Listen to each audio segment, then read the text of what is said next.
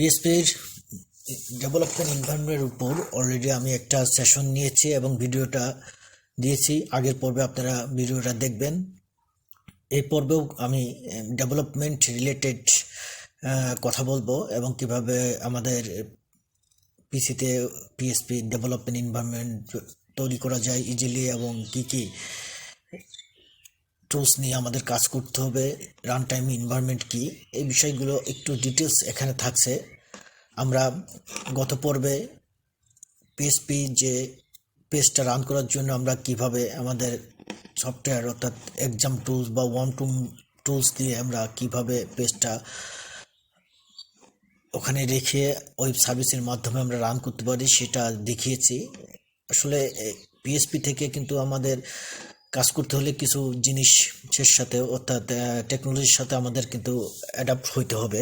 যে এখানে আমরা যে পিএইচপি দিয়ে পেজটা তৈরি করব, প্রজেক্ট তৈরি করব, এটা রান হচ্ছে ওয়েব সার্ভার কি, ওয়েব সার্ভিস কি, ডাটাবেস কি, ওয়েব অ্যাপ্লিকেশন কি, এই ব্যাপারগুলো একটু কিন্তু স্টাডি করতে হবে আপনাদের। আমরা যেহেতু এটা আমাদের ডাইনামিক যে ল্যাঙ্গুয়েজ ওপেন সোর্স, এটা যে কোনো ওএসের সাথে কিন্তু পিএইচপিটা কাজ করে, এই জন্য এটাকে ওপেন সোর্স বলা হয়েছে। আমরা উইন্ডোজ, লিনাক্স, ম্যাক যে কোনো জায়গায় কিন্তু আমরা পিএইচপির প্রজেক্টটা দিয়ে রান করতে পারি। এই জন্য পিএইচপি কিন্তু অনেক জনপ্রিয়, অর্থাৎ open source application, platform independent. সেক্ষেত্রে এটা পপুলারিটি এই কারণেই কিন্তু বেশি। তো আমরা অলরেডি বলে আসছি যে পিএইচপি দিয়ে কাজ করতে হলে কিন্তু আমাদের যে এইচটিএমএল, জাভাস্ক্রিপ্ট এগুলো নিয়ে কাজ করতে হবে, এটা বা এগুলো জানতে হবে, সিএসএস। তো আশা করি আমরা এগুলো ভালোই শিখছি। তো এখন পিএইচপি দিয়ে আমরা কাজ করব। যে পিএইচপি আমরা জানি যে এটা পিএইচপি যে ফাইল, এই ফাইলের মধ্যে কিন্তু অর্থাৎ PHP file can content text, HTML, CSS, JavaScript. PHP এটা পিএইচপি ফাইলের মধ্যে আমরা এইচটিএমএল এর কন্টেন্ট থাকতে পারে, সিএসএস, জাভাস্ক্রিপ্ট এগুলো এই পিএইচপি ফাইলের মধ্যে কিন্তু থাকতে পারে এবং এটা দিয়ে আমাদের কাজ করতে হবে। আমরা অলরেডি কিন্তু পিএইচপি ফাইল কীভাবে তৈরি করতে হয় সেটাও দেখিয়েছি। পার্ট 2-তে কিন্তু আমাদের এই পিএইচপি ফাইলটা কীভাবে তৈরি করতে হয় সেটা দেখিয়েছে। তো আমরা সে পেজটা কিন্তু আমাদের অলরেডি অন করা আছে, এটা এখানে আমরা দেখব। আজকে আমরা শুরু করব হচ্ছে আউটপুট কিভাবে দেখা যায়, অর্থাৎ ইকো দিয়ে। পিএইচপিতে দুটা ফাংশন আছে, লাইব্রেরি ফাংশন, সেটা দিয়ে কিন্তু আমরা আউটপুট দেখবো। একটা হচ্ছে ইকো, অন্যটা হচ্ছে প্রিন্ট, প্রিন্ট দিয়ে যদি আমরা সেম লিখি, এখানে উপরে যেটা লেখা আছে এটাকে আমরা কপি করে এখানে পেস্ট করে আউটপুটটা আমরা একটু দেখে আসি। আউটপুটটা একটু দেখলে আমাদের বুঝতে সুবিধা হবে। এখন আমরা আমাদের এটার মধ্যে রান আছে, খেয়াল করেন, ওয়েলকাম টু পিএইচপি ল্যাঙ্গুয়েজ, এবং এটা কিন্তু print welcome to PHP language. অর্থাৎ আমরা কিন্তু ইকো প্রিন্ট দিয়ে একই কাজ করছি। এখন ইকোটা হচ্ছে একটু প্রিন্টের চেয়ে কিন্তু একটু ফাস্টার এবং পপুলার। সো আমরা পুরো প্রজেক্টটা কিন্তু পিএইচপির ইকো দিয়ে কাজ করব।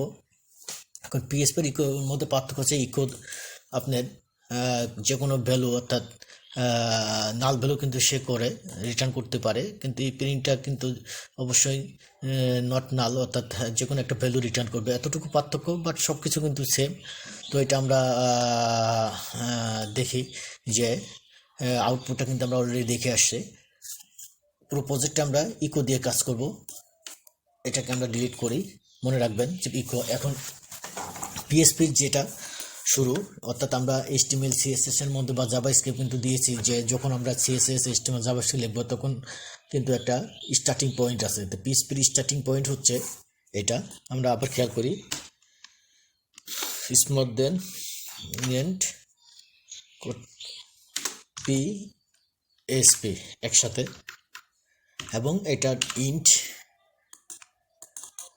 প্রশ্নবোধক এবং গ্রেটার দেন চিহ্ন, যেটা এটা খেয়াল করুন। এটা দিয়ে কিন্তু আমাদের পিএইচপির স্ক্রিপ্টিং লেখার, অর্থাৎ যেটা আমরা কোডটা লিখবো সেটার শুরু এবং শেষ।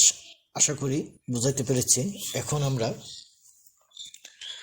ইকোটা এটার মধ্যে যে আমরা HTML বা CSS ইউজ করতে পারি সেটা আমরা দেখতে পারি।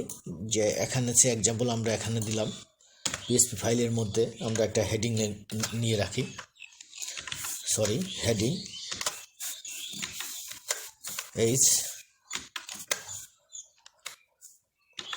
H1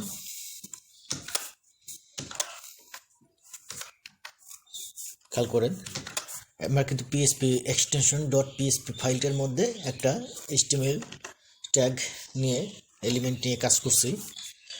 this is my first PHP project. এটা আমরা সেভ করে রান করি। দেখেন this is my first PHP project. অর্থাৎ আমরা কি জানি PHP ফাইলের মধ্যে কিন্তু আমরা HTML লিখতে পারি। এখন এটার মধ্যে কিন্তু আমরা CSSও লিখতে পারি। একটু এক্সাম্পল দিই, আমরা ইন্টারনাল CSS লিখি, অর্থাৎ আমরা এখানে লিখি হচ্ছে স্ক্রিপ্ট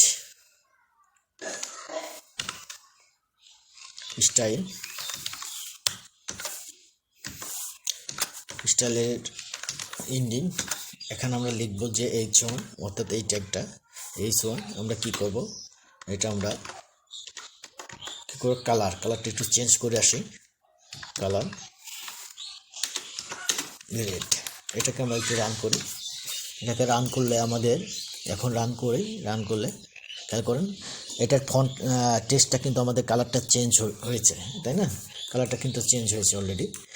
তাহলে আমরা কি বুঝলাম যে এটার মধ্যে কিন্তু আমরা PHP যে ফাইলটা রয়েছে এটার মধ্যে আমরা সব কিছু লিখতে পারি। এখন আমি আরেকটা এক্সাম্পল দিই, যে আমরা এবার জাভাস্ক্রিপ্টটা লিখি। আমরা জাভাস্ক্রিপ্টের কোডটা নিই, স্ক্রিপ্ট ইন্ডিং দিই স্ক্রিপ্ট। এটার মধ্যে আমি লিখব হচ্ছে